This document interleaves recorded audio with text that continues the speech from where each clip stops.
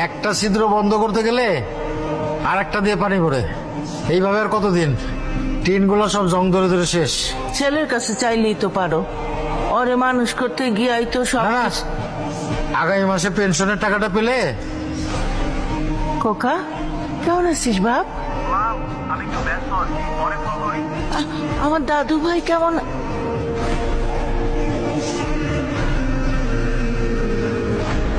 কেটে দিল। সন্তান বড় হলে পর হয়ে যায়।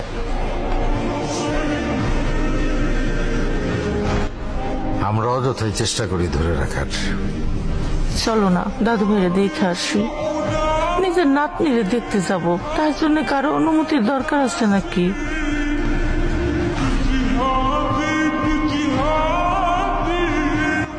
চলো চলো চলো চলো। দাদু ভাই কেমন আছেন আব্বা? থাক থাক, বেঁচে থাকো মা। বাড়িটা খুব সুন্দর, ব্যবসা ভালোই চলছে না? আমার বাড়ি তোমাদের পছন্দ হয়েছে? শোভনের বাড়ি তোমার পছন্দ হয়েছে?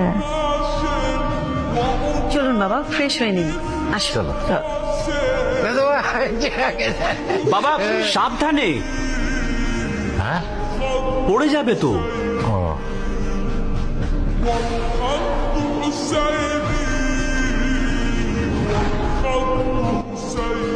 বাবা কি করতেছো? সাবধানে দরজা লাগাও। বাবা, আমার এই বাড়ির সমস্ত কিছুই অনেক দামি, তাই একটু সাবধানে।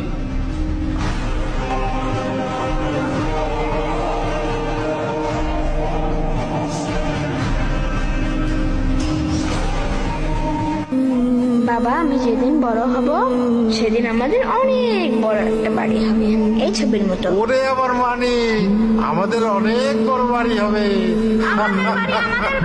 সত্যি ছবিটা অনেক সুন্দর রেখেছিস।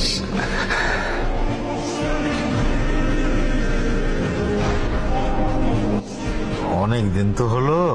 অনেক দিন হয়েছে। না না বাবা, আপনাকে আর কিছুদিন থাকতেই হবে। আর 2 মাস পরেই তো আপনার মেডিকেল চেক আপ আছে। আর সামনে ঈদ, এবার ঈদে গ্রামে সবাই মিলে খুব মজা হবে। কি মজা, কি মজা, দাদু বাড়ি যাবো। বাবা আর একটু খেয়ে নাও, এই যে অল্প অল্প, আর একটু, এটা শেষ করো। নাহলে কিন্তু ঘুরে টিনের আসবে। ছিদ্রগুলো তো বন্ধ করা হলো না। সেটাই তো ভাবছি, ওদেরকে কই যে রাখবো।